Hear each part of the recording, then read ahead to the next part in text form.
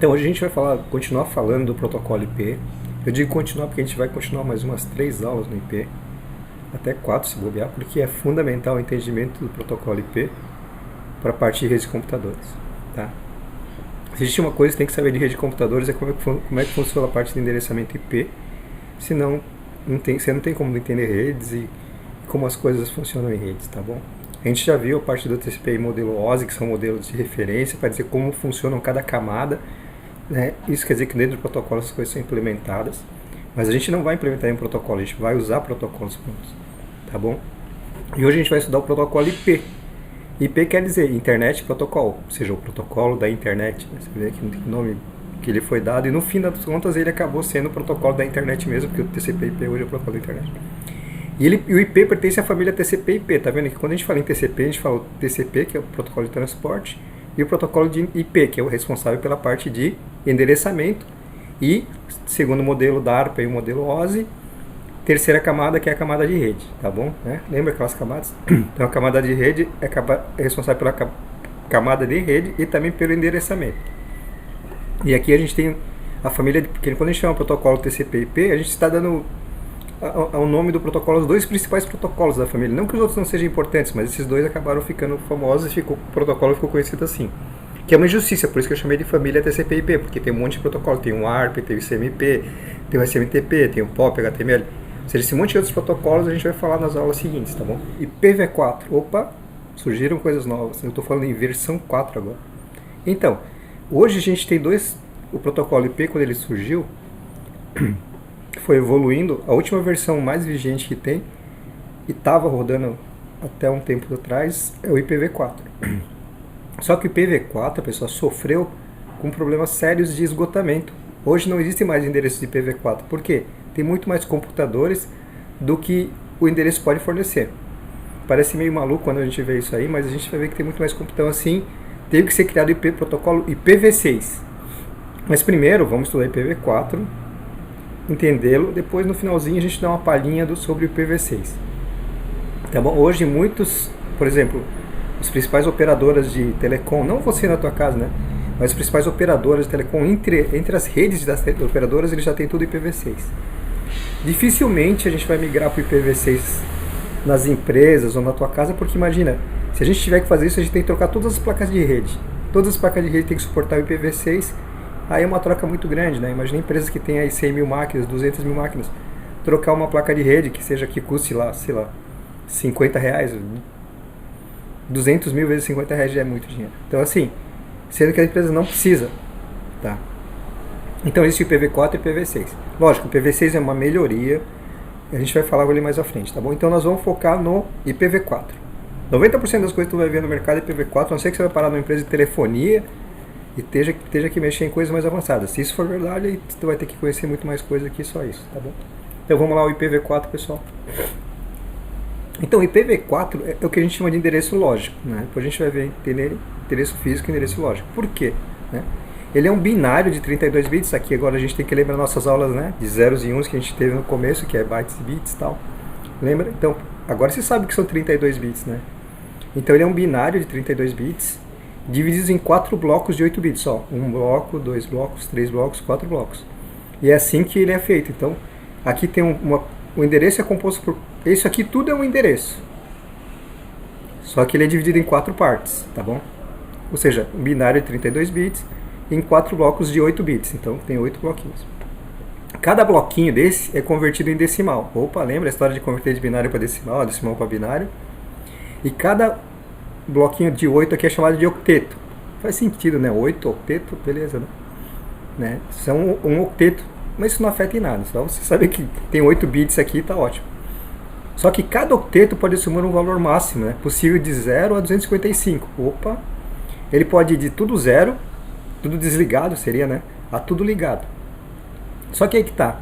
Se vocês lembrarem, né? Com 8 bits, quantos números eu consigo escrever? Então, para fazer essa continha, é 2 elevado à oitava, né? 2 elevado à oitava dá 256 possíveis, né? Cada octeto desse pode assumir o valor.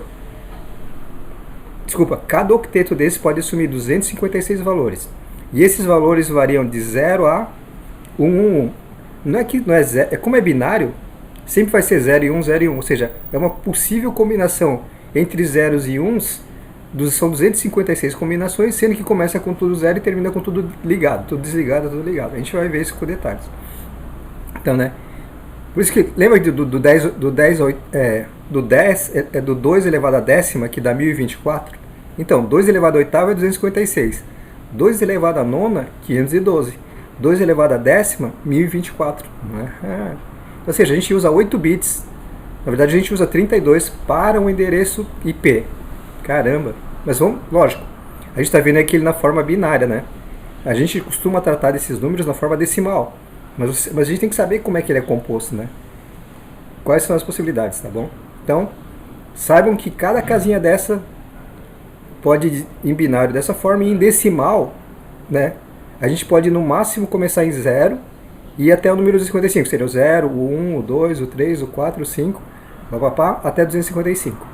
De 0 a 255 a gente tem 256 possíveis números. Né? E quando é binário é de 0 a 1, 256 possíveis combinações. Se tiverem dúvida, posta no fórum, manda mensagem, não no sinal de fogo, fica com dúvida. Tá? Essa parte é fundamental, gente. Aqui é um exemplo de um octeto. Aqui é o valor em binário e aqui do lado é o valor em decimal. Binário, decimal, binário, decimal. Ou seja, com IPv4 para um octeto, ou seja, 8 bits, se tiver tudo 0, o valor é 0. Se tiver um bit ligado aqui, o valor é 1. Se tiver o segundo bit ligado, é 2 elevado a 0 vezes 2 elevado a 1, que dá 2. Aqui dá 3, né? Porque aqui deu 2 e aqui deu 1. Somando esses dois aqui ligados dá 3. Esse cara dá 4, porque é 2 elevado a 0, 2 elevado a 1, 2 elevado a 2, 2 elevado a 2 dá 4. Então aqui deu 2 elevado a 2, 4, mais um 1, 5. Aqui eu sei que é um 2, né? Esse 1, 0 aqui eu sei que é 2. Então aqui é 2 elevado a 2 elevado a segunda, que é 4, mais 2, 6. Aqui eu sei que é 4 mais 2 mais 1, né? Porque aqui eu sei que é 1. Aqui eu sei que é 3, né? Então eu sei que é 2, 0, né? Então aqui é 3 mais 4, 7. Ou, se quiser 1, 2, né? 2 elevado a 0, 2 elevado a 1. Então você pode fazer de outra forma também, né? Que é 1. O 10 dá 2. 1, 2. E 4, 5, 6, 7. Então daria 7, que é perfeito. Se você converter esse cara aqui de binário para decimal, você vai ver que ele vai dar 7. E assim vamos indo, né? 8, 9 e o 10, que é o famoso 10, 1, 0, 1, 0 é igual a 10. 1, 0, 1, 11 e assim vamos indo.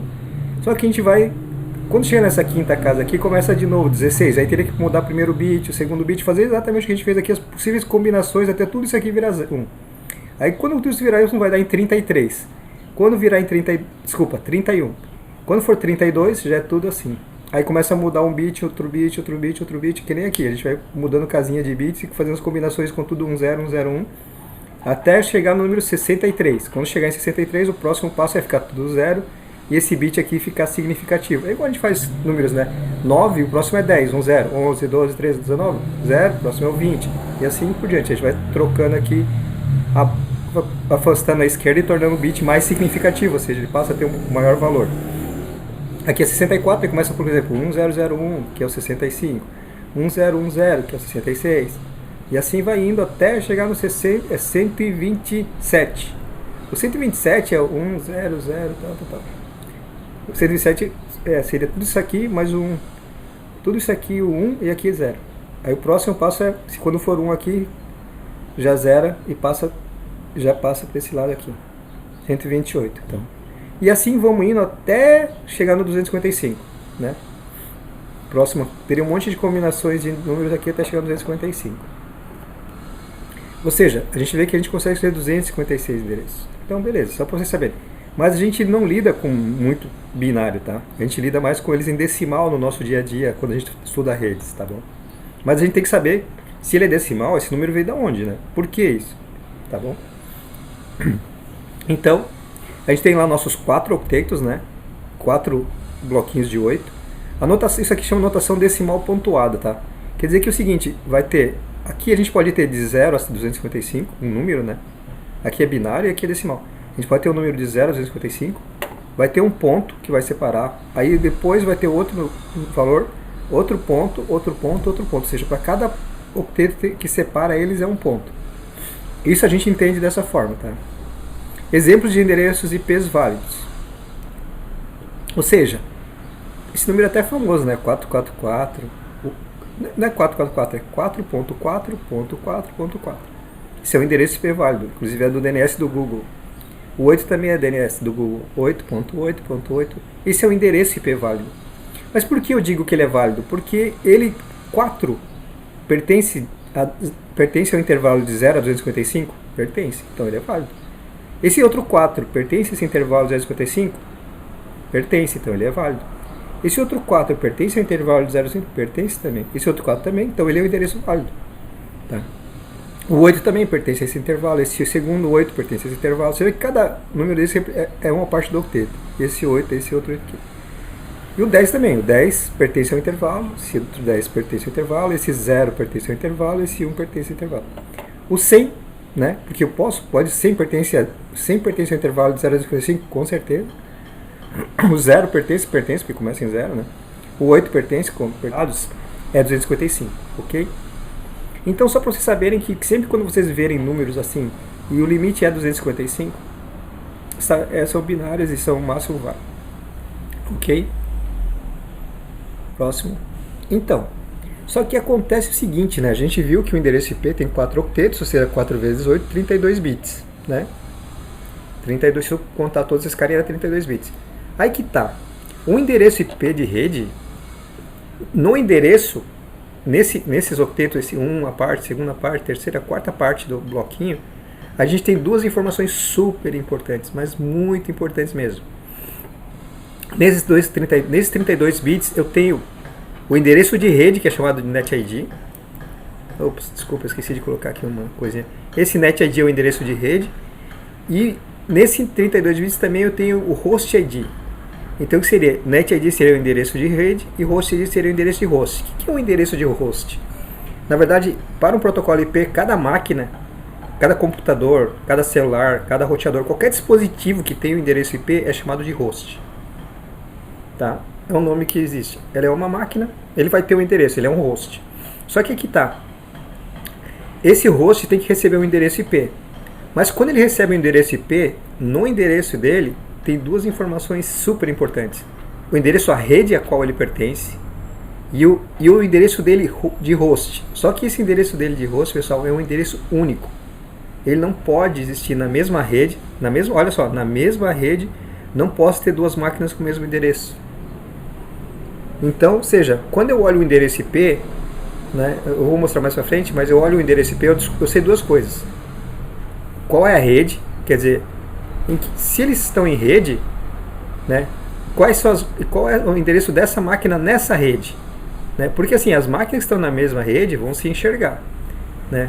Se essas máquinas estão na mesma rede, elas têm que ter endereços diferentes, porque só pode ter na mesma rede um único endereço. Ok? Ó, tem uma rede, nessa rede cada máquina tem que ter um endereço único. Mas quando eu olho o endereço IP, eu consigo saber qual é o endereço da máquina e qual é o endereço de rede, simplesmente olhando o endereço, os 4 bloquinhos que tem aqui, tá bom? A gente vai ver como a gente identifica isso, tá? Mas fica claro assim, quando a gente olha esses 38 bits, eu sei dizer, olha, essa máquina aqui, o endereço da máquina é esse, e esse endereço aqui é da rede. Mas compondo esse endereço de rede mais o endereço único da máquina, eu tenho o endereço IP. E todas as máquinas que pertencem à mesma rede, você vai descobrir que tem partes iguais e umas partes diferentes. Pode ser aqui, pode ser aqui, pode ser aqui, e essa parte pode ser aqui, essa parte igual e tudo isso aqui diferente. Pode ser essas duas partes iguais e esses dois diferentes. Pode ser essas 3 partes iguais e esse aqui é diferente, é o que existe de opção. Ok? Isso aqui tem que ficar muito claro, pessoal. Um endereço IP é único na rede. Além dele ser único, dentro dele, a gente sabe a qual rede a gente pertence e qual é o endereço dessa máquina ou host dentro da rede, tá bom? Exemplo de endereço físico e lógico. Então, o endereço IP, pessoal, é o endereço lógico. Né? A gente chama, por que lógico, pessoal? Porque a gente vai atribuir esse endereço, né? Ele não veio do fabricante. É diferente do MAC address, né? O MAC address, lembra? Que a gente fez nosso exercício em sala de aula, deu um ipconfig, apareceu o MAC address lá, né, do teu computador, né? Ó. Tanto é que no MAC address também, esses 3 bloquinhos aqui representam o fabricante, esse aqui é o endereço do MAC, único do MAC address. Fabricante, né, né. Então, o MAC address é chamado de endereço físico, tá ligado à placa de rede. Ou seja, o fabricante te manda, ele já te manda com um endereço. Só que aí que tá, eu não quero usar MAC address, porque MAC address é uma coisa, imagina se você tivesse que usar MAC address para se comunicar com outra pessoa. Meu, a gente teria que ser um robô quase. Quase não, tem que ser um robô, tem que ser uma máquina. Não que os humanos não tenham essa capacidade, mas é muito bizarro você saber o endereço MAC das máquinas para se comunicar. Tanto é que por isso que a gente utiliza protocolos de mais alto nível, que é o protocolo IP, né, que é o protocolo para achar as máquinas. Né? O protocolo IP é o protocolo de rede. Dentro de uma rede ele permite que eu encontre um computador na rede e esse computador me encontre. Porque se eu encontro um computador e ele me encontra, a gente pode conversar, trocar informações, trocar arquivos e assim que a internet funciona. Graças ao endereço IP, a forma que o endereço IP funciona, que é chamada roteamento, você vai ter uma aula só de roteamento, uma máquina consegue chegar na outra na internet. E mais bonito ainda, ela chega e vem uma resposta para você. E é assim que a gente acessa uma página na internet, e é assim que a página chega até a nossa máquina. Né? Vocês que estão estudando HTML com a professora Jennifer, eu acho, vocês podem reparar que quando vocês constroem uma página HTML, você consegue visualizar essa página. Mas essa página às vezes não está na tua máquina, está fora da tua máquina. Então, essa página sai da internet e vem para cá. Mas como é que ela fez isso? Porque o IP foi lá, descobriu onde é o endereço, achou onde estava aquele serviço e trouxe para a tua máquina isso. Aí você tem um navegador, que é um software que sabe interpretar as coisas que vêm e mostra para você na tela a página, que é o browser, né, que é o navegador. Tá bom? Mas voltando aqui, então, ou seja, cada máquina na rede vai ter um endereço físico. E a gente dificilmente muda endereços físicos, tá? Nós. A não ser que você seja um engenheiro de redes, aí você vai projetar grandes redes, aí vai existir casos em que você precisa trocar esses endereços MAC para endereços que você quer atribuir a eles. É possível fazer isso, mas não é o nosso caso. Isso se faz mais por questões de segurança, em ambientes de segurança, ambientes que você tem que ter um controle muito sofisticado, né? Onde a gente chama de balanceamento de carga, por exemplo. Imagina que um servidor, por exemplo, lá de um evento esportivo que tem milhares de pessoas acessando. Não dá para ter um servidor para milhares de pessoas, tem que ter muitos servidores. Mas ao mesmo tempo, existem formas de, olha, como é que eu distribuo, né? Como é que eu faço que cada pacote seja respondido por uma máquina diferente? Aí às vezes você tem que modificar MAC address, endereços IPs. Tem toda uma engenharia de redes aí para que isso funcione. Não é só construir a página, tá bom? Então assim, por exemplo, quando você vai acessar principalmente os bancos, Banco do Brasil, Bradesco e tal, cara, quando você acessa a página do banco pela internet, com certeza você está acessando um servidor. Mas não quer dizer que eles têm um servidor, quer dizer que eles têm vários. Só, por exemplo, eu sei que no Banco do Brasil, a página até onde a época que eu sabia isso, né? O servidor de páginas do Banco do Brasil, por Internet Bank, eram 128 máquinas. Tá? Eles tinham 128 máquinas. Ou seja, tem 128 máquinas para te atender. Não atendeu muita gente, porque uma máquina consegue atender muita solicitação. Mas isso é questão de gerenciamento de engenharia de redes, balanceamento de carga, saber quantas pessoas vão acessar, estimar o tamanho da rede, estimar o tamanho do pacote. Ou seja, é outra coisa. Nós somos um pessoal que desenvolve sistemas. Né? A gente não é engenheiro de rede. A gente pode ser, tá? Que nem eu estudei para programar, mas sempre fui da área de redes, infraestrutura, segurança, sistemas operacionais, banco de dados, assim por diante. Mas eu também programo, não tem jeito, a gente tem que programar. Mas assim, então voltando aqui, temos o endereço lógico e o endereço físico, ok? Olha só, aqui tem o endereço IP lógico 10.069.15, 10.069.16. Se você olhar para esse endereço e lembrar o que eu falei antes, olha só, que engraçado. O primeiro octeto desse cara é 10, o primeiro octeto desse cara também é 10. O segundo octeto dele é 0, o segundo octeto dele é 0. O terceiro octeto dele é 69, o terceiro octeto dele é 69. O que mudou? O quarto octeto desse cara é 15 e 16. Concorda que esse número é único nessas duas redes com duas máquinas? Ó, cada um tem um número, não repete, né? Mas, ou seja, perfeito, o endereço IP, cada máquina tem que ter um endereço único. Então essa tem um endereço único, termina em 15, essa termina em 16. Só isso já fez único. E se você olhar com carinho, lembra aqui, ó, o endereço de rede é composto pelo endereço de rede mais o endereço da máquina. Olha só, 10.069, 10.069. Isso aqui está me cheirando, me parece ser o endereço da rede. E dentro dessa rede 10.069 eu tenho a máquina 15 e a máquina 16. Né? Só olhando para o endereço IP eu já estou percebendo isso. Quer dizer que eu estou usando 3 bits octetos, ou seja, 3 vezes 8, 24 bits, para identificar minha rede, e usando 1 bit para a máquina. Posso aqui também, né? Ok? Então só para vocês lembrarem, olhando o endereço, o que acontece. Depois a gente vai ver como a gente identifica isso usando máscara de rede, que na máscara de rede diz, olha, explicitamente quantos bits está olhando, mas se a gente só fazer uma análise, que a gente sabe, né? Agora você sabe, que o endereço IP é composto pelo endereço da rede, mais um endereço de máquina, um host ID, olhando aqui, esse cara repetiu, pô, só pode ser a rede. Essa redezinha aqui, desses dois computadores, só pode ser a 10069. E dentro de cada rede aqui em 16. Ou seja, se eu quiser colocar uma terceira máquina nessa rede, eu com certeza, eu digo com certeza, porque a gente tem que colocar uma máquina, a gente tem que colocar o IP na máquina. Ela vai ser 10069, ou pode ser 17, ou pode ser 14, ou pode ser 0, depois a gente vai ver essas questões, pode ser 1, pode ser 2, só não pode ser 15 e 16. Pode ser até 255, vocês concordam? Né? Lembra que o endereço máximo que eu posso ter é 255? Ou seja, isso também nos reflete a uma coisa interessante. Se a minha rede é 10069 e eu só posso trabalhar com 8 bits, eu só consigo ter 255 máquinas na rede. Desculpa, 256 máquinas na rede, que é de 0 a 255. Mas já vou avisar para vocês que o endereço 0 e o 255 a gente não usa para endereços na rede. Eles têm uma outra utilidade, tá? Mas eu vou explicar depois. Ou seja, no fundo eu acabo tendo 254 endereços possíveis no caso dessa rede que é 10069, tá bom? Porque eu sei que isso aqui é rede, eu tô imaginando, tá? Se isso não for aqui, pode não ser, tá? Tá, pessoal, pode ser que a rede seja 10, pode ser que seja 10.0, isso aqui é coincidência. Porque 06916 continua sendo diferente de 06915, vocês concordam? Então, sim, eu não sei se a rede é 10069, ou a rede é 10, ou a rede é 10.0. Só sei que aqui é final diferente, mas isso aqui, essa máquina é diferente dessa. Eu não posso afirmar que a rede é 10069, estou supondo. Mas a rede pode ser 10, a rede pode ser 10.0, né? Ou seja, se a rede for 10, essa máquina é 06915. Se a rede for 10, essa máquina é 06915. Se a rede for 10.0, essa máquina é 6915.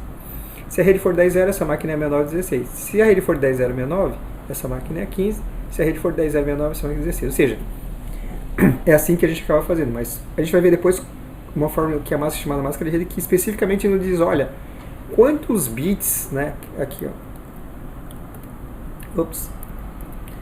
Ui, caraca. Aqui, ó. Quantos bits eu estou usando para rede, quantos bits eu estou usando para host, né? Isso quer dizer, de 32, quantos eu estou usando? A gente vai aprender que primeiro a gente vai aprender que dá para usar bloquinhos de 8. Eu posso usar quebradinha aqui, 4, pode, mas aí, cara, é muita continha, sub-rede, acho que a gente não vai estudar isso, tá bom? Não é necessário.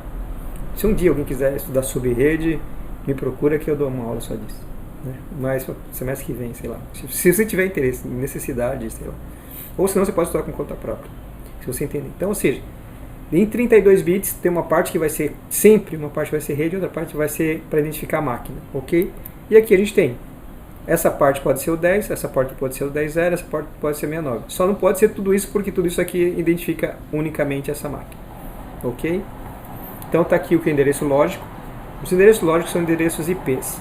Os físicos são os MAC address porque vem na placa de rede MAC address, tá bom? Vem no fabricante. O fabricante grava isso lá, né, prom dele. Quando ele entrega a tua placa de rede, então vai ter. É igual teu celular tem um MAC address, né?